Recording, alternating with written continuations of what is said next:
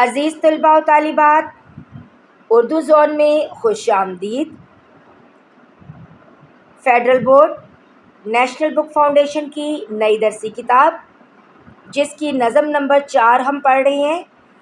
آج ہم اس نظم کا خلاصہ اور مشقی سوالات کے جوابات جانیں گے۔ تو سب سے پہلے خلاصہ دیکھتے ہیں۔ اس نظم میں شاعر نے صبح کے روحانی اور فطری مناظر کو نہایت خوبصورتی سے پیش کیا ہے۔ شفق کی لالی، ٹھنڈی نسیم، پرندوں کی سریلی آوازیں، سبزہ زار درختوں کی چھاؤں اور دریا کی روانی جیسے مناظر دل کو سکون اور روح کو تازگی بخشتے ہیں۔ شاعر نے صبح کو جنت کے باغ کی مانند تصور کیا ہے۔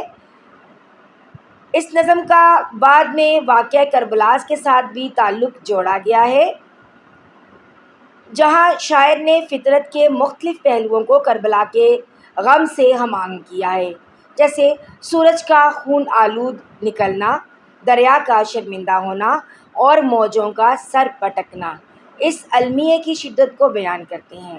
آخر میں شاعر کربلا کی پیاس، صبر اور عظمت کو سلام پیش کرتا ہے۔ یہ نظم فطرت اور روحانیت اور قربانی کے امتزاج سے بھرپور ہے۔ بیٹا اس نظم میں جو ہے کچھ ایسے سوالات ہیں جو کہ آپ کی مشق کے آخر میں نہیں ہیں، لیکن یہ آپ کو پرچے میں آ سکتے ہیں۔ تو پہلا سوال ہے کہ مندرجہ ذیل تراکیب کا مفہوم بیان کریں۔ اس کا جواب یہ زر انجم جو ہے وہ ستاروں کی سنہری روشنی کو کہتے ہیں۔ بہشت نعیم سے مراد خدا کی نعمتوں کی جگہ، چرخ اخضری مطلب سبز رنگ کا آسمان، طاوس آسمان یعنی آسمان کا مور، اس سے مراد ہے آسمان۔ زبر جدی زردی مائل سبز رنگ، یہ زمرد کی طرح کا جو کلر ہوتا ہے اس کو کہتے ہیں۔ بحر سرمدی ہمیشہ رہنے والا سمندر، اس سے مراد اللہ تعالیٰ کی ذات ہے۔ مینائے لاجورد نیلے رنگ کی سراہی، یہ ایک کنایا ہے اور یہ کنایا ہے آسمان کے لیے، یعنی مینائے لاجورد سے مراد جو آسمان کا نیلا رنگ ہے، یہ پورا آسمان اس سے مراد لی جا رہی ہے۔ کچھار دریا کے قریب کی زمین، بیٹا یہ جو ایک جنگل جہاں پر شیر رہتا ہے نا، اس کا جو ہے اس کو بھی کہتے ہیں، اور خجالت سے مراد شرمندگی۔ اگلا سوال دیکھیے، مندرجہ ذیل تلمیحات کی وضاحت کریں۔ تو سب سے پہلے ہے نہر فرات، وہ نہر جو عراق سے ملک شام کی طرف بہتی ہے۔ یہ نہر دریائے فرات سے نکلتی ہے۔ دریائے فرات عراق کا مشہور زمانہ دریا ہے اور اسی دریا کے کنارے واقعہ کربلا بھی پیش آیا۔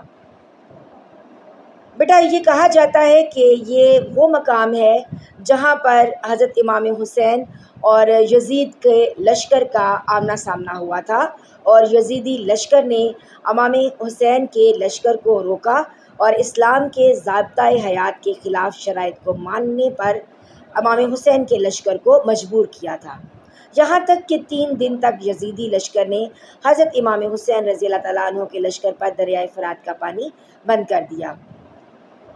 کیوں؟ اس لیے بند کیا تاکہ امام حسین کا لشکر مجبور ہو کر حضرت امام حسین کا ساتھ چھوڑ دے اور وہ اپنی شرائط منوانے میں کامیاب ہو جائیں۔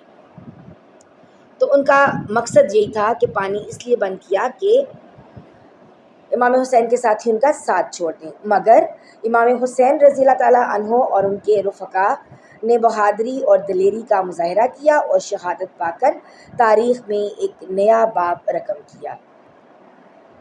اگلی تلمیح ہے کوہ طور کی۔ کوہ طور مصر کا ایک مشہور پہاڑ ہے جو کہ مصر کے علاقے سینٹ کیتھرین میں واقع ہے۔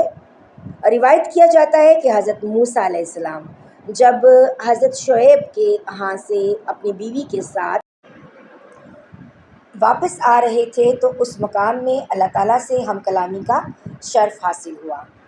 یہ وہی پہاڑ ہے جو مصر میں بہت سرد مقام تصور کیا جاتا ہے، جہاں حضرت موسیٰ کلیم اللہ نے اللہ تعالیٰ سے زیارت کروانے کی خواہش کا اظہار کیا۔ جب اللہ نے اپنی تجلی ڈالی تو پہاڑ جل کر ریزہ ریزہ ہو گیا۔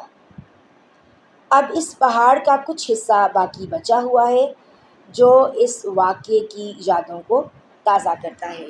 تو کوہ طور سے مراد وہ تلمی کہ جب موسیٰ علیہ السلام نے اللہ کو دیکھنے کی خواہش کا اظہار کیا تھا اور پہاڑ جل کر سیاہ ہو گیا تھا۔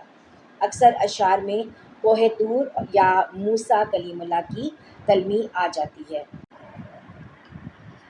نمبر 3 ہے در دریائے احمدی صلی اللہ علیہ وآلہ وسلم۔ در سے مراد ہے موتی، جیسے در نایاب۔ دریائے احمدی صلی اللہ علیہ وآلہ وسلم سے مراد آپ صلی اللہ علیہ وآلہ وسلم کی اولاد یعنی آل رسول صلی اللہ علیہ وآلہ وسلم، اس سے مراد اہل بیت ہے۔ تو بیٹا یہ ایک چھوٹی سی ویڈیو، مزید تفصیل جو ہے وہ اگلی ویڈیو میں، باقی سوالات ہم اگلی ویڈیو میں کریں گے۔ تب تک کے لیے اجازت دیجیے، اپنی دعاؤں میں یاد رکھیے گا۔ اگر چینل پر نئے ہیں تو چینل کو سبسکرائب کرنا مت بھولیے گا۔ ملتے ہیں اگلے لیکچر کے ساتھ۔ اللہ حافظ۔